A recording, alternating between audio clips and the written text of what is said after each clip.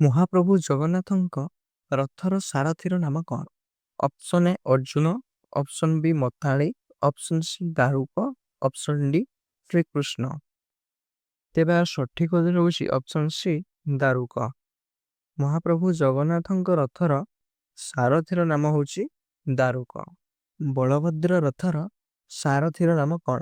Option A Arjun, option B Matali, option C Daruk, option D Shrikrishna. ତେବେ ସଠିକ ଉତ୍ତର ହେଉଛି ଅପସନ୍ ବି ମତାଳି। ବଳଭଦ୍ରଙ୍କ ରଥର ସାରଥୀର ନାମ ହେଉଛି ମତାଳି। ମାତା ସୁଭଦ୍ରାଙ୍କ ରଥର ସାରଥୀର ନାମ କଣ? Option A Arjun, option B Matali, option C Daruk, option D Shrikrishna. ତେବେ ଏହାର ସଠିକ ଉତ୍ତର ହେଉଛି ଅପସନ୍ ଏ ଅର୍ଜୁନ। ମାତା ସୁଭଦ୍ରାଙ୍କ ରଥର ସାରଥୀର ନାମ ହେଉଛି ଅର୍ଜୁନ। ରଥ ନିର୍ମାଣ ପାଇଁ କେଉଁ କାଠ ବ୍ୟବହାର କରାଯାଏ? ଅପସନ୍ ଏ ନଡ଼ିଆ କାଠରେ, ଅପସନ୍ ବି ନିମ କାଠରେ, ଅପସନ୍ ସି ଶାଳ କାଠରେ, ଅପସନ୍ ଡି ଦେବଦାରୁ କାଠରେ। ତେବେ ସଠିକ ଉତ୍ତର ହେଉଛି ଅପସନ୍ ବି ନିମ କାଠରେ। ରଥ ନିର୍ମାଣ ପାଇଁ ନିମ କାଠ ବ୍ୟବହାର କରାଯାଇଥାଏ। ପ୍ରଭୁ ଜଗନ୍ନାଥଙ୍କ ରଥର ନାମ କଣ? Option A Nandighosh, option B Garud Dhwaj, option C Kapil Dhwaj, option D ଉପରୋକ୍ତ ସମସ୍ତ। ତେବେ ସଠିକ ଉତ୍ତର ହେଉଛି ଅପସନ୍ ଡି ଉପରୋକ୍ତ ସମସ୍ତ। ଜଗନ୍ନାଥଙ୍କ ରଥର ନାମ ହେଉଛି ନନ୍ଦିଘୋଷ, ଗରୁଡ଼ ଧ୍ୱଜ ଓ କପିଳ ଧ୍ୱଜ। ନନ୍ଦିଘୋଷ ରଥ ତିଆରି ପାଇଁ କେତେ ଖଣ୍ଡ କାଠ ଲାଗିଥାଏ? Option A 742, option B 745, option C 780, option D 740। ତେବେ ସଠିକ ଉତ୍ତର ହେଉଛି ଅପସନ୍ ଏ 742। ନନ୍ଦିଘୋଷ ରଥ ତିଆରି ପାଇଁ 742 ଖଣ୍ଡ କାଠ ଲାଗିଥାଏ। ବଳଭଦ୍ରଙ୍କ ରଥର ନାମ କଣ? Option A Nandighosh, option B Taladhwaj, option C Debadalan, option D କୌଣସିଟି ନୁହେଁ। ତେବେ ସଠିକ ଉତ୍ତର ହେଉଛି ଅପସନ୍ ବି ତାଳଧ୍ୱଜ। ବଳଭଦ୍ରଙ୍କ ରଥର ନାମ ହେଉଛି ତାଳଧ୍ୱଜ। ଜଗନ୍ନାଥଙ୍କ ରଥର ରଙ୍ଗ କିପରି? ଅପସନ୍ ଏ ନାଲି ଓ ହଳଦିଆ, ଅପସନ୍ ବି ନାଲି ଓ ସବୁଜ, ଅପସନ୍ ସି ନାଲି ଓ କଳା, ଅପସନ୍ ଡି କଳା ଓ ଧଳା। ତେବେ ସଠିକ ଉତ୍ତର ହେଉଛି ଅପସନ୍ ଏ ନାଲି ଓ ହଳଦିଆ।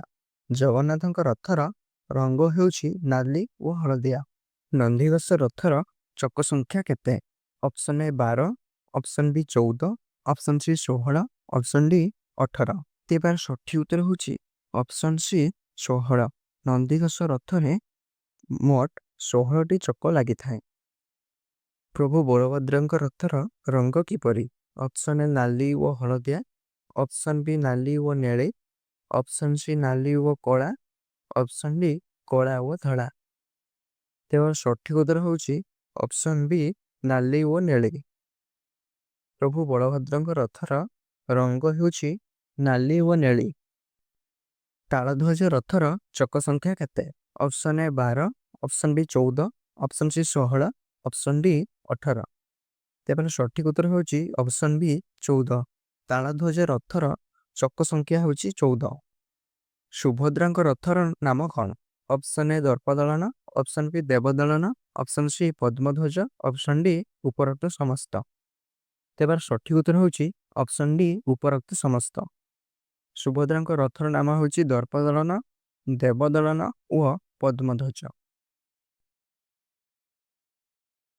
ସୁଭଦ୍ରାଙ୍କ ରଥର ରଙ୍ଗ କିପରି? ଅପସନ୍ ଏ ନାଲି ଓ ହଳଦିଆ, ଅପସନ୍ ବି ନାଲି ଓ ସବୁଜ, ଅପସନ୍ ସି ନାଲି ଓ କଳା, ଅପସନ୍ ଡି କଳା ଓ ଧଳା।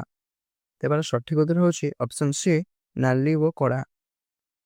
ଦେବଦଳନ ରଥର ଚକ ସଂଖ୍ୟା କେତେ? Option A 12, option B 14, option C 16, option D 18। ତେବେ ସଠିକ ଉତ୍ତର ହେଉଛି ଅପସନ୍ ଏ 12। ଦେବଦଳନ ରଥର ଚକ ସଂଖ୍ୟା ହେଉଛି 12। ତାଳଧ୍ୱଜ ରଥରେ କେତେ ଖଣ୍ଡ କାଠ ଲାଗିଥାଏ? Option A 731, option B 741, option C 751, option D 711। ତେବେ ସଠିକ ଉତ୍ତର ହେଉଛି ଅପସନ୍ ଏ 731। ତାଳଧ୍ୱଜ ରଥରେ ମୋଟ 731 ଖଣ୍ଡ କାଠ ଲାଗିଥାଏ। ପୁରୀରେ ରଥଯାତ୍ରା କେଉଁ ରାଜାଙ୍କ ସମୟରେ ଆରମ୍ଭ ହୋଇଥିଲା? Option A Yayati Keshari, option B Mukunda Deb, option C Kapilendra Deb, option D Purushottam Deb. ତେବେ ସଠିକ ଉତ୍ତର ହେଉଛି ଅପସନ୍ ଏ ଯଯାତି କେଶରୀ। ପୁରୀରେ ରଥଯାତ୍ରା ଯଯାତି କେଶରୀଙ୍କ ରାଜା ସମୟରେ ଆରମ୍ଭ ହୋଇଥିଲା। ରଥ ଉପରେ ଛେରା ପହଁରା କିଏ କରନ୍ତି? ଅପସନ୍ ଏ ସେବାୟତ, ଅପସନ୍ ବି ଗଜପତି ମହାରାଜ, ଅପସନ୍ ସି ଦଇତାପାଳି, ଅପସନ୍ ଡି ପଣ୍ଡିତ ରଥ ଶର୍ମା। ତେବେ ସଠିକ ଉତ୍ତର ହେଉଛି ଅପସନ୍ ବି ଗଜପତି ମହାରାଜ। ରଥ ଉପରେ ଛେରା ପହଁରା ଗଜପତି ମହାରାଜ କରିଥାନ୍ତି। ସୁଭଦ୍ରାଙ୍କ ରଥରେ କେତେ ଖଣ୍ଡ କାଠ ଲାଗିଥାଏ? Option A 710, option B 712, option C 713, option D 711। ତେବେ ସଠିକ ଉତ୍ତର ହେଉଛି ଅପସନ୍ ଡି 711। ସୁଭଦ୍ରାଙ୍କ ରଥରେ ମୋଟ 711 ଖଣ୍ଡ କାଠ ଲାଗିଥାଏ। ଗଜପତିଙ୍କ ଅନୁପସ୍ଥିତିରେ କିଏ ଛେରା ପହଁରା କରନ୍ତି? ଅପସନ୍ ଏ ସେବାୟତ, ଅପସନ୍ ବି ଗଜପତି ମହାରାଜ, ଅପସନ୍ ସି ଦଇତାପାଳି, ଅପସନ୍ ଡି ମୁଦିରସ୍ତ। ତେବେ ସଠିକ ଉତ୍ତର ହେଉଛି ଅପସନ୍ ଡି ମୁଦିରସ୍ତ। ଗଜପତିଙ୍କ ଅନୁପସ୍ଥିତିରେ ମୁଦିରସ୍ତ ଛେରା ପହଁରା କରନ୍ତି। କେଉଁ ରାଜାଙ୍କ ସମୟରେ ଛେରା ପହଁରା ନୀତି ଆରମ୍ଭ ହୋଇଥିଲା? Option A Yayati Keshari, option B Mukunda Deb, option C Kapilendra Deb, option D Purushottam Deb. ତେବେ ସଠିକ ଉତ୍ତର ହେଉଛି ଅପସନ୍ ସି କପିଳେନ୍ଦ୍ର ଦେବ।